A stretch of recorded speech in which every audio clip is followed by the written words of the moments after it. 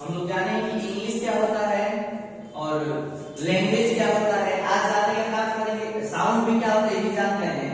आज जानेंगे लेटर्स क्या होते हैं और वर्ड्स के बारे में जानेंगे। तो हम क्या क्या जानते हैं, इंग्लिश क्या होता है। तो इंग्लिश का मतलब होता है लैंग्वेज, और लैंग्वेज का मतलब होता है साउंड्स। फिर हम आज जानेंगे लेटर्स क्या होते हैं, ये भी जानते हैं, ये भी जानते हैं और ये भी जानते हैं। लेटर्स के बारे में आज जानेंगे और यहीं से इंग्लिश का क्या होता है, चेहरा दिखाई देने लगता है। अभी तक बस हम लैंग्वेज के बारे में जान रहे थे, यहां से आपका इंग्लिश का बेस तैयार होगा। तो सबसे पहले देखते हैं लेटर्स होते कितने।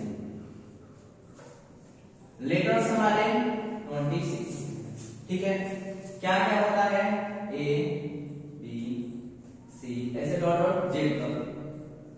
तो एक एक ये जो ए है ये भी क्या है, एक लेटर है। बी भी क्या है, लेटर है। सी भी क्या है, लेटर है। और जेड भी क्या है, लेटर है, ठीक है। और ये जो पूरा का पूरा जो सेट बना हुआ है, इस सेट को हम क्या बोलते हैं, अल्फाबेट। क्या बोलेंगे, अल्फाबेट। और ये अल्फाबेट इंग्लिश का क्या होता है, बेस होता है। यहीं से इंग्लिश दिखाई देने का काम करने लगता है, बेस ऑफ इंग्लिश। क्या बोलेंगे इसको, अल्फाबेट को बेस ऑफ इंग्लिश। ये क्या होता है, इंग्लिश का बेस होता है, ठीक। अब देखिए ये लेटर्स को हम दो पार्ट में डिवाइड करते हैं। तो ऐसे ही कोई चीज डिवाइड कर दीजिएगा, कोई ना कोई उसका बेस होना चाहिए ना। अभी हम बता रहे थे कि कोई भी चीज है, दुनिया का कोई भी चीज उठा लीजिए, उसका कोई ना कोई बेस जरूर होता है, फिर वो चाहे जो हो जाए। तो इसको दो पार्ट में डिवाइड किया जा रहा है, तो कोई ना कोई बेसिस के ऊपर ही डिवाइड किया जाता होगा। तो इसका तो अपना कुछ है नहीं, ये तो साउंड के बहुत सारी चीजों को लेकर चल रहे हैं हम। तो इसका अपना बेस, मतलब जो डिवाइड करने का जो बेस है वो कुछ नहीं होता है, वो साउंड के बेसिस पर इसको हम क्या करते हैं, डिवाइड करने का काम करते हैं। तो साउंड को हमने दो पार्ट में डिवाइड किया था, एक वॉवेल साउंड और एक कॉन्सोनेंट साउंड। तो उसी को बेस बना करके इस चेहरे को भी हम दो पार्ट में डिवाइड करने का काम करते हैं। पहला हमारा आता है पार्ट वॉवेल लेटर्स, दूसरा आता है कॉन्सोनेंट लेटर्स। तो समझ पाए इसको किस बेसिस पर डिवाइड करने का काम किया जाता है, तो साउंड के बेसिस पर। तो पहला पार्ट हमारा क्या होता है, वॉवेल लेटर्स, और दूसरा पार्ट हमारा आता है कॉन्सोनेंट लेटर। Consonant letters. अब ये वॉवेल लेटर्स कितने होते हैं, 5, और कॉन्सोनेंट लेटर 21। लेकिन ये जो वॉवेल वर्ड है, ये जो कॉन्सोनेंट नामक वर्ड है, इसका उत्पत्ति हुआ कहां से है, तो साउंड से। साउंड के ही ना बेसिस पर इसको दो भाग में बांटा गया था। तो इसको भी तो हम डिसाइड करेंगे कौन लेटर वॉवेल है और कौन सा लेटर कॉन्सोनेंट है। ये तो साउंड ही ना डिसाइड करेगा, क्योंकि इसका पूरा डेरिवेशन ही हुआ है। लेटर तो लेटर है, लेकिन इसको दो पार्ट में जब डिवाइड किए हैं तो किसके बेसिस पर, साउंड के बेसिस पर। तो साउंड ही ये डिसाइड करेगा कि कौन सा लेटर हमारा वॉवेल है और कौन सा लेटर हमारा कॉन्सोनेंट है। जैसे मान लीजिए हम छोटा सा दो चार वर्ड लेटर लिख दे रहे हैं, A B C D E F ऐसे करके जी एच, ऐसे बहुत सारा 26 लेटर है। देख लीजिए आप, इस ए को हम कैसे पढ़ते, कैसे साउंड कैसा निकलता है इसका, तो ए बोलते हैं। तो अभी हम बताया था कि साउंड को दो भाग में बांटा गया, कॉन्सोनेंट और वॉवेल। तो वॉवेल साउंड को कैसे समझते हैं, तो जो साउंड या जो वर्ड या लेटर या कोई भी चीज अगर हम बोलने का काम करने लग रहे हैं, तो अगर उसका स्टार्टिंग अ से लेके अ तक के बीच से हो रहा है, तो हम उसको क्या बोल देते हैं, वॉवेल है।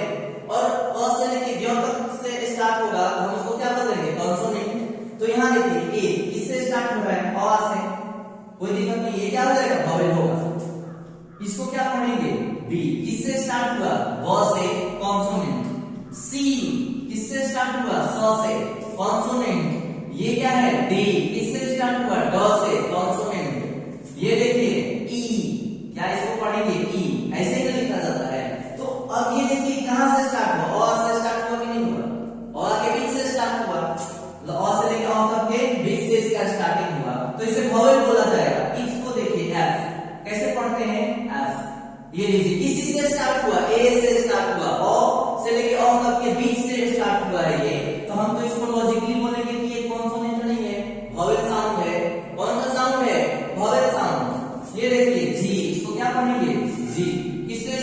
ज से, तो ज से स्टार्ट हुआ तो कॉन्सोनेंट हुआ, इसको पढ़ते हैं एच।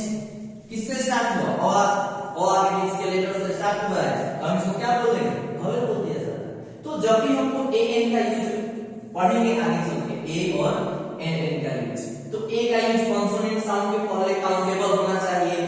फिर कोई काउंटेबल डाटा है, उसका साउंड वोवेल निकल रहा है, तो हम उसके पहले क्या लगा देते हैं? ए एन लगा देते हैं। तो हम लेटर देख के डिसाइड करेंगे कि ये लेटर हमारा कॉन्सोनेंट है या वोवेल है।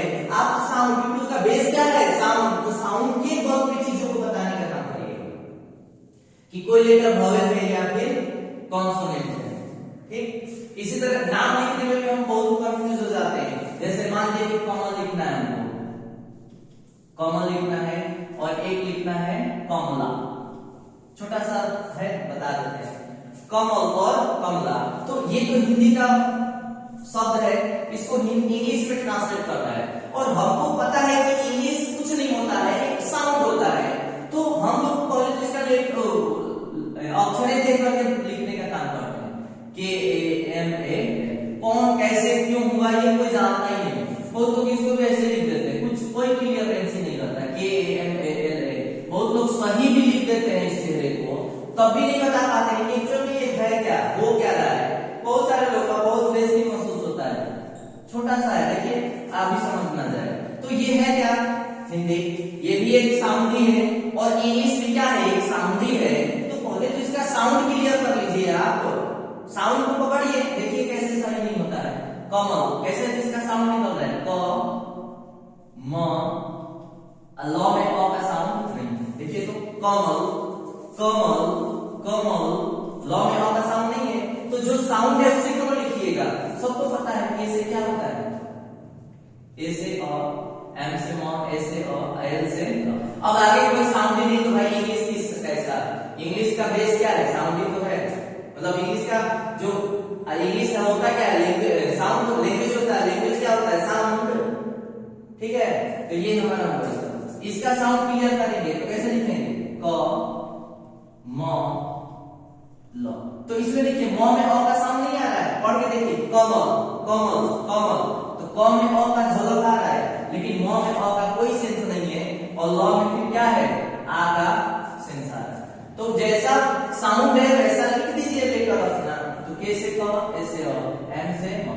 अब इसके बाद अ का साउंड नहीं, तो क्यों ए जबरदस्ती लगाएंगे हम? फिर क्या लिखेंगे? ठीक है, इस तरह से हम